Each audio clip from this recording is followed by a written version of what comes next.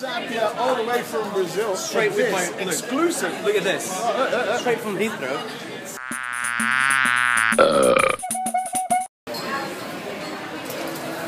Oh, this step will move, guys. Just in seconds.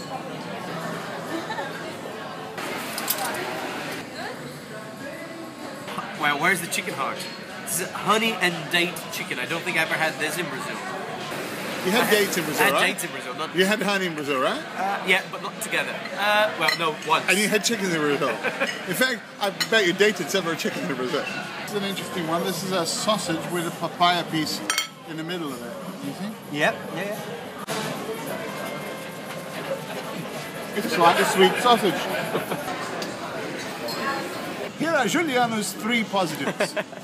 3 positives. Well, Number 1. Number 1, I think, well, you gotta go to the decoration. Let's skip the food part now. I really like the way they did all the lumby things in the back. I like the pipas. And, you know, I'm not really sure about the jeans, although they have a nice story. They come from Enjo in Brazil. Number 2! Number 2, I think the cassava chips were good. They were crispy, they were tasty, they were salt always on the, you know, was on the right amount. Number 3! You know, though you're not really used to having frozen yogurt when you go to a rodízio in Brazil, I like the frozen yogurt with the paçoca on top. Good price as well on that, and really tasteful. Yeah, you should try that. Here are Cuca's 3 positives. So, big positives, definitely love the decoration. Although, gosh, where do they get all this wood from and the jeans and stuff? It's made to look rough. I don't think Brazil looks like that, but still very nice, very ample, very big space. So it's a nice, comfortable place to eat at. 2. Number 2, yeah, definitely the cassava. The cassava was by far the best thing on the table, the most authentic, the one that tastes better, and probably the one that is best value for the price it is. Number 3. Number 3, yeah, I'd say the yogurt thing with the paçoca on top. I'm a sucker for paçoca. Paçoca is peanut and sugar sprinkled over this caramel tasting yogurt. So, yeah, definitely yummy. And here are Cuca's negatives. Well, I would say the Disneyfication of Brazil. I'm always looking for a restaurant to recommend to people as the true Brazilian restaurant in London. And although, of course, every restaurant has a right to put a twist and a little spin on what they do, this is not Brazilian by any stretch of the imagination. It's something with a Brazilian inspiration, with a certain taste, but you know, I'll go through the other one. So, this is the Brazil para inglês ver. English, Brazil for Englishmen to see.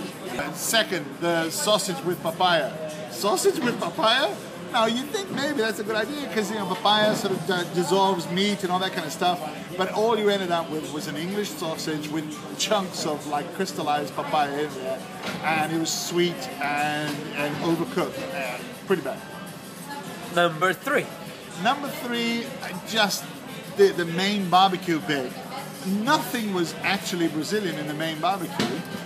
There was lamb with chili. Okay, great, you know, for a Turkish restaurant, but never seen in Brazil. Brazilians would probably never eat that amount of chili. It was delicious. It was actually soft, not Brazilian. The picanha was just a crime against picanha. The poor little cows. Picanha is meant to be served with a fat. Rump does not taste good unless it's served with a fat, with a nice crispy fat to it. And this had nothing of it. Plus, it was actually quite expensive. A little chunk about this big for £6. So, what about notes? Notes out of 10. The decor is by far the best thing of this place, and I would definitely give it an 8. And it's really comfortable, really nice space to eat in. Great place to bring your friends. But the food, just for the lack of authenticity, and the sheer exaggeration in the twists and the versions and stuff like that, I'd give it a 5. And here are Juliano's negatives.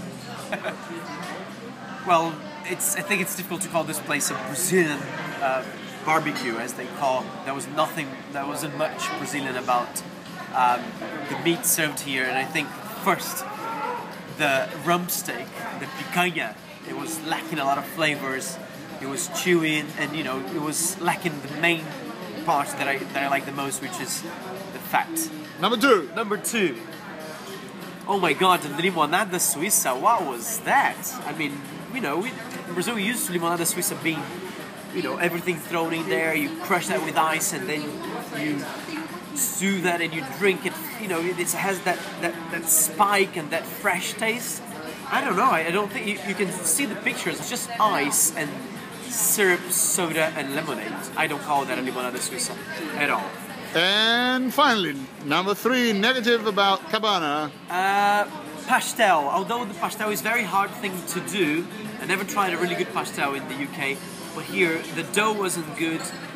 It was too much cheese on it. As soon as you had a bite, all the inside was dripping. So yeah, definitely not the pastel as well. Okay, notes out of 10. Well, I'll give 8 for the atmosphere and the friendliness. The waiter was really nice, and well, 5. That's the most I can do for the food at the moment. Maybe there's room for improvement.